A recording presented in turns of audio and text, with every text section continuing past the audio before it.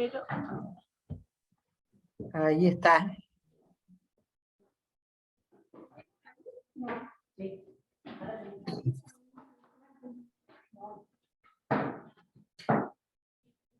Bueno, con usted, Cristina Barano.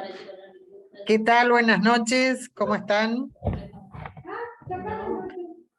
Yo creo haber estado el día que ustedes empezaban, me parece, este año, si mal no recuerdo. ¿Viste? Me parecía. Pero bueno, después ya no las vi más. Bueno, hoy vamos a trabajar uno de los conceptos de la psicología social, que es uno de los conceptos bastante importantes y centrales dentro de todo el ecro pichoniano, que es el de técnica de grupo operativo. Ustedes estuvieron viendo algo con Ana y deben haber estado leyendo algo. Así que me gustaría, antes de empezar, que me contaran un poco qué es lo que recuerdan y si tienen alguna pregunta sobre lo que estuvieron trabajando, como para ir entrando en tema y después seguimos. ¿Se acuerdan algo de lo que leyeron, de lo que escucharon de Ana? ¿Cuántas son? Porque veo dos nomás alumnas hoy. ¿Son ustedes dos o hay alguien más? 4. Son 4. Por eso, pero veo a dos nomás. No tengo problema, pero bueno. Hola. Amúchense un poquito ahí. Así las puedo ver. Ahí está. Ahí sí. Ahora sí, está mejor. Bueno, ¿se acuerdan qué fue lo que leyeron? ¿Qué les quedó de lo que leyeron? ¿Tienen alguna duda?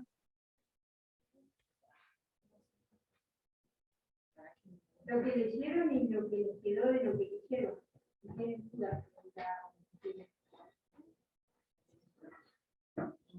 Se cortó un poquito porque estábamos con el sonido igual.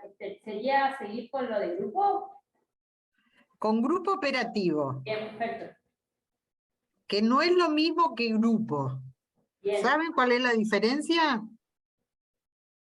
Es la teoría de Pichón para trabajar, digamos, la del grupo operativo. ¿Qué más? A ver. ¿El operativo centrado en la tarea?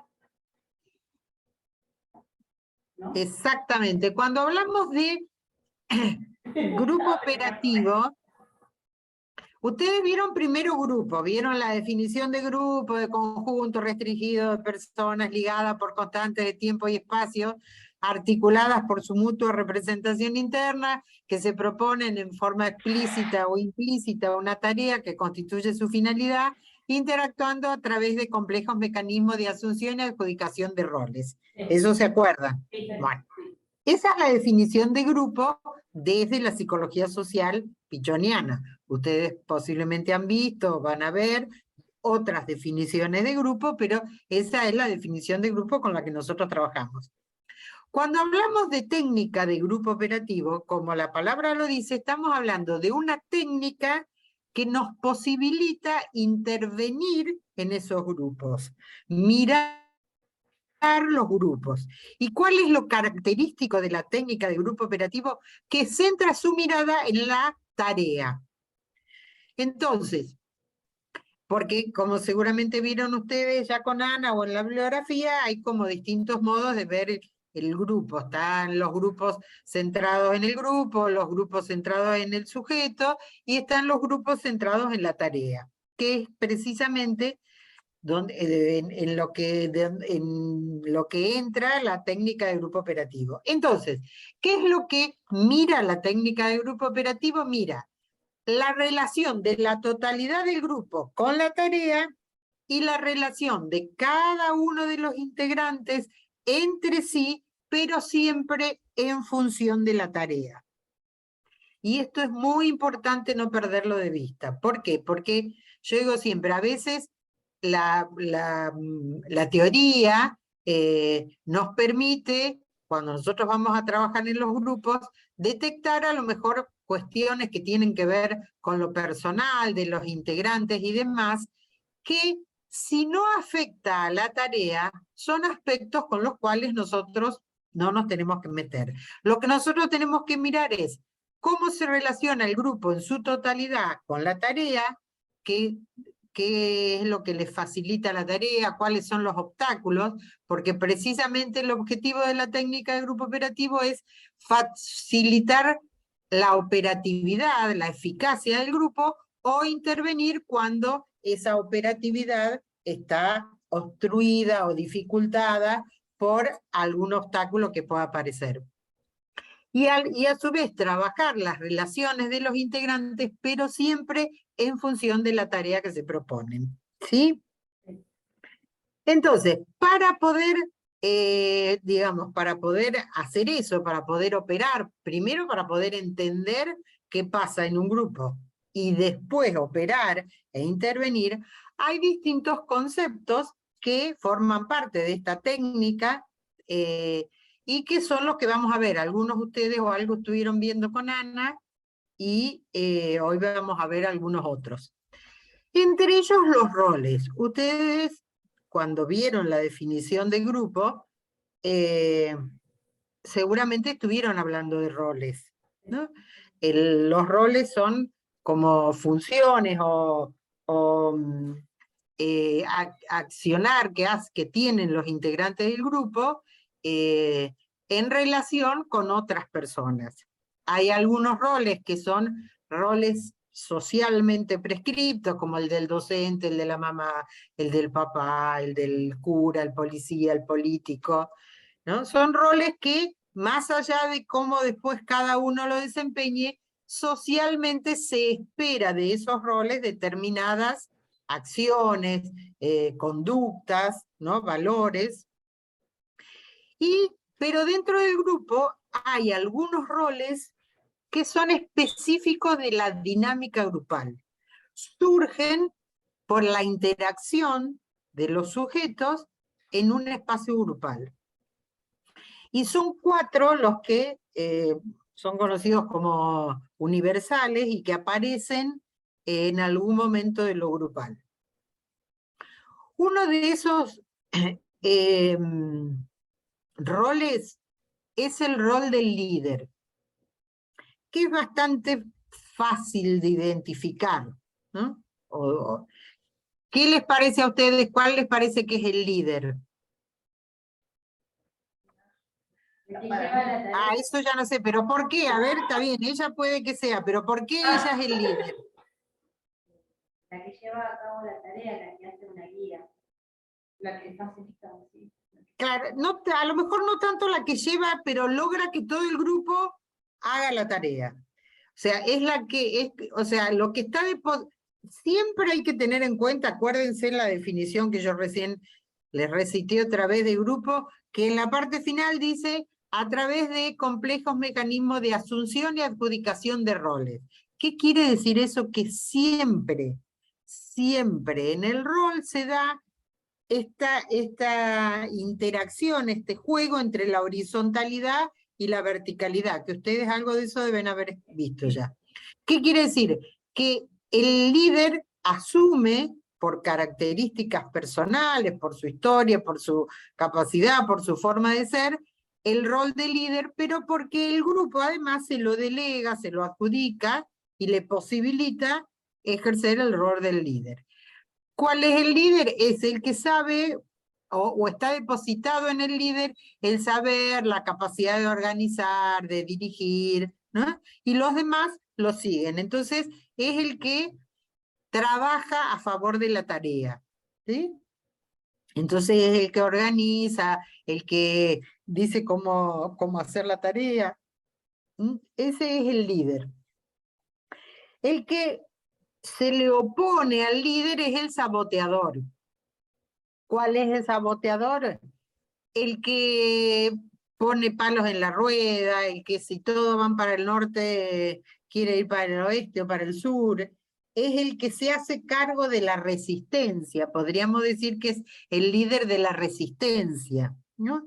Es el que no está de acuerdo, a veces puede entrar en una cuestión de competencia con el líder, pero es como el que, así como el líder trabaja a favor de la tarea, el saboteador en realidad está al servicio de la resistencia. Se hace cargo de los aspectos resistenciales del grupo, ¿sí? El tercer rol conocido es el del chivo emisario o chivo expiatorio. ¿Qué se les ocurre sobre este rol? ¿Cuál es? El que oculta cosas puede ser. Un poquito más fuerte porque si no, no las escucho, chicas. El que oculta situaciones. ¿El que oculta? No, el que dice lo que pasa en el grupo. El chivo expiatorio o emisario viene de la antigüedad de la humanidad, donde cuando las primeras civilizaciones que no sabían explicar científicamente lo que acontecía con la naturaleza, ni por qué la lluvia, ni los truenos, ni las cosechas, pero entonces todo se lo atribuían a los dioses. Entonces, para congraciarse con los dioses y que los dioses enviaran lluvia para los cultivos y demás, o no les enviara inundaciones o grandes tormentas o cataclismos o lo que sea, ellos creían que para congraciarse con los dioses tenían que ofrendarles algo. Y antiguamente, primero se ofrendaban vidas, que generalmente eran o las doncellas más bonitas de las tribus o de los grupos, o los guerreros más fuertes, ¿no? Porque pensaban que de esa forma los dioses iban a estar contentos y les iban a enviar buenas cosas, digamos. Con el tiempo y el avance de la civilización, eso fue cambiando, dejaron digamos, de ofrecer vidas humanas, pero le seguían ofreciendo, en ese caso, vidas animales. Y uno de los animales que además aparece en la Biblia, y todo era el chivo. Entonces, el chivo viene de ahí el nombre porque es el que paga las culpas, es el que nos habilita para que los dioses nos protejan. Entonces, si los seres humanos se portaron mal, le ofrecen el chivo ese a los dioses y para que los perdones y de esa forma pagan las culpas o las deudas que tienen con los dioses. Entonces el chivo en el grupo es ese, es el que paga las culpas del grupo, es el que se hace cargo y es el depositario de todos los temores, miedos, ansiedades, frustraciones del grupo, ¿no? Es el que cuando algo sale mal, bueno, la culpa es de ese o esa, ¿sí? Suele ser un rol muy difícil de sostener, digamos, porque bueno, a nadie le gusta ser el culpable de todo. Pero sucede a veces en el grupo y aparecen estos roles por esta cuestión de lo depositado o lo adjudicado, ¿no? Y el cuarto, que es uno que en realidad es el primero, en realidad uno de los primeros en que trabaja Pichon Rivière, porque además es el rol o el concepto que a él después le permite desarrollar el concepto de vínculo, es el del portavoz.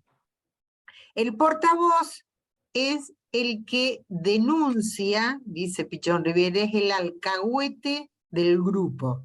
Es el que devela y denuncia lo que está pasando en el grupo, ¿no? Ahora, estos roles, por ahí el líder puede ser un poco más consciente, pero en general son inconscientes. Sobre todo el portavoz. Porque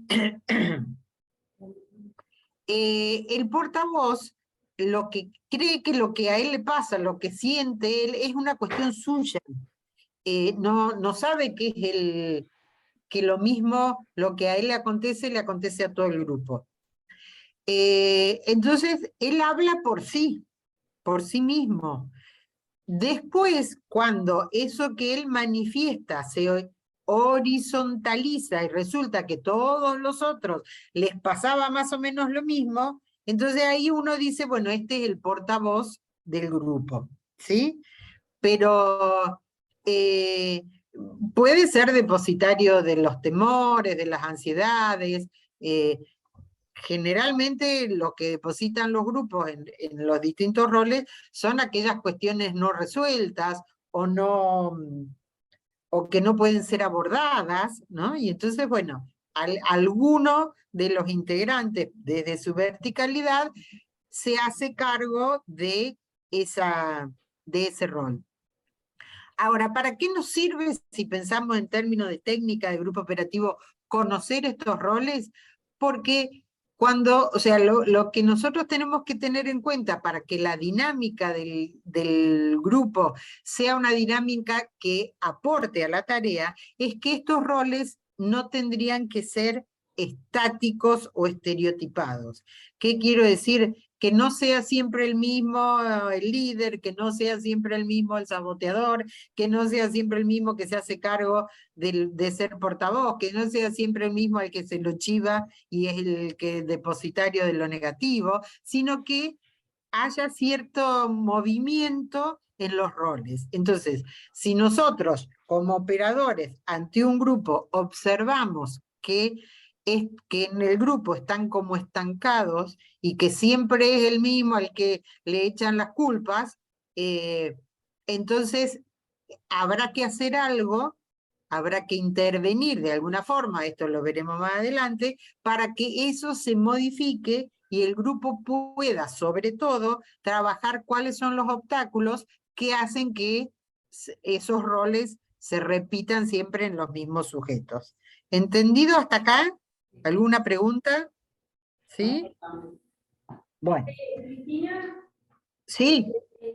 el rol de portavoz, cuando lo veíamos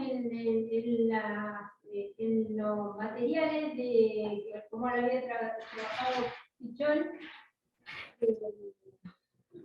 quedaba como en algunos momentos con el tema de ser portavoz o sea, en la enfermedad, en una situación grupal, familiar, se transformaba en chivo en algún momento ese portavoz. Porque los roles pueden ser, digamos, uno puede ir pasando. El líder, por ejemplo, en algún momento se puede convertir en el líder de la resistencia y pasar a ser el saboteador. El portavoz, que por eso digo, Pichón Riviere es el primer rol con el que él trabaja, precisamente, y lo trabaja y lo observa en la familia, y entonces dice que el portavoz, el enfermo, dice, él es el portavoz de la enfermedad familiar.